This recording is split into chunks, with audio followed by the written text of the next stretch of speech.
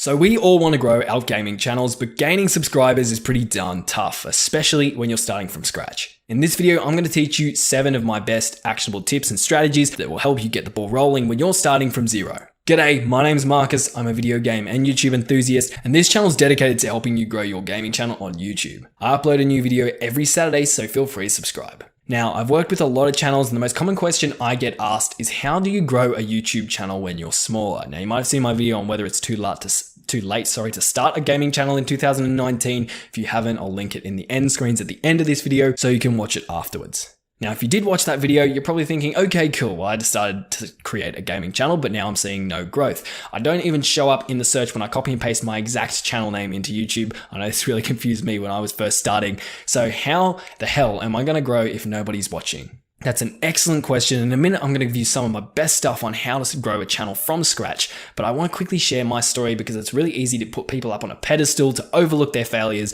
And I've gained millions of views in my time on YouTube, but when I first started, it took me just over a year to get 50 subscribers. And that wasn't because I wasn't taking action. I posted 1 to 2 videos every week. I had thousands of dollars worth of gear, but nothing. Obviously, the year dragged by. By the 12th month, I was just feeling like a failure.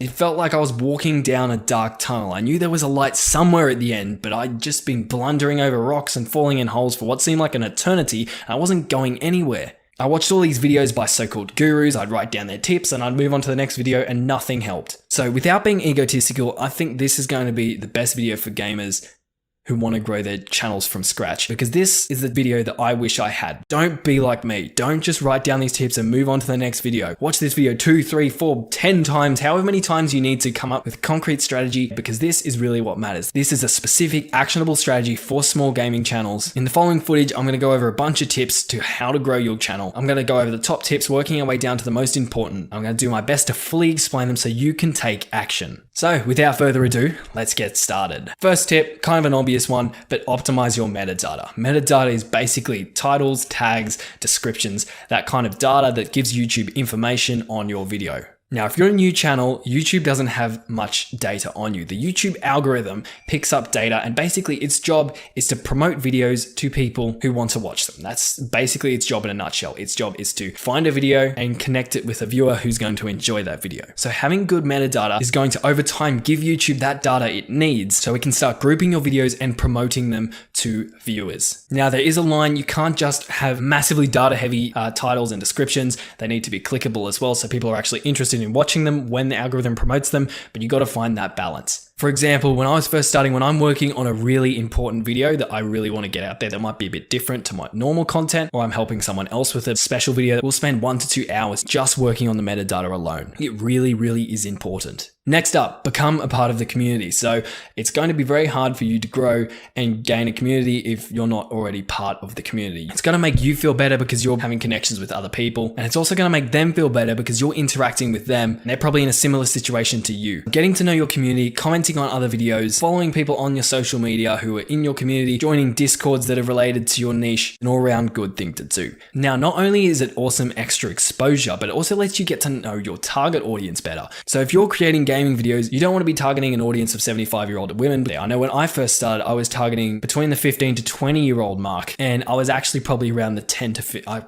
And I probably should have been targeting the 10 to 15-year-old mark. And that's where getting to know your target audience and your community is going to really help you out. It'll also help you monitor the trends. Monitoring trends is really important. I've talked about this in other videos, because YouTube, the algorithm will grab onto that. It'll relate your video to the trends and you'll start taking off. Now, that's not saying clickbait people into and trick people into clicking on your video just because you've got certain trends in the title. But monitoring trends will allow you to actually make videos that are kind of related to the trends before other people do, and those trends die. Next tip, promote the video. A lot of people, when they're starting off, they make a video, they post it out there and they just hope it's going somewhere. Or worse, they copy and paste spammy promotion messages to 50,000 people and expect to get some love. Now, this tip relies heavily on the previous one. You need to become a part of the community before you can start promoting your stuff. Becoming a part of the community is in a way promoting your stuff anyway, because most of the time people are going to check you out. If you see someone who's frequently commenting on your video and generally a part of the community, you might be curious to go check them out, and that's a natural form of promotion. But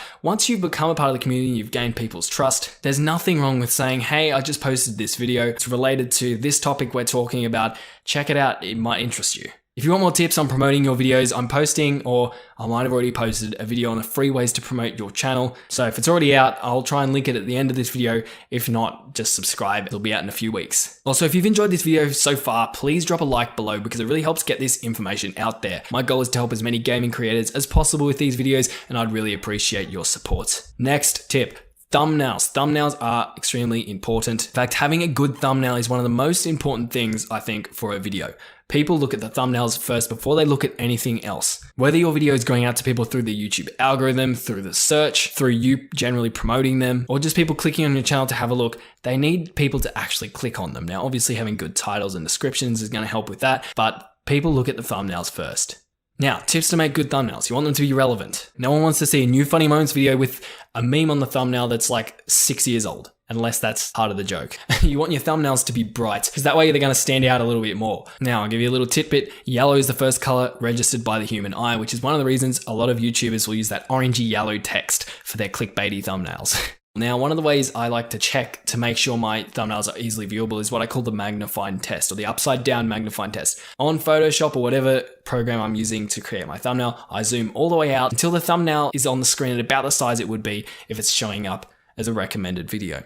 The things I want to stand out really pop at that distance, then I know it's a good thumbnail. Tell a story, basically ethical clickbait. You want to entice people by kind of showing them something they might not have seen before or that they might be interested in watching. Most of the time, people make decisions based on emotions. You're going to have a very hard time selling a video that has a thumbnail with 2 words on it, funny, moments, and then a black screen, because it doesn't really have any emotion. It doesn't tell a story. Now, telling a story is one of the reasons why clickbait has gone so viral, and that's why I say ethical clickbait. Don't tell a story that's not actually in your video, because then you're going to lose trust. You don't want to have hundreds of people clicking on your video only to have them click off in the first 20 seconds. That actually brings your video down in YouTube's opinion. Next tip.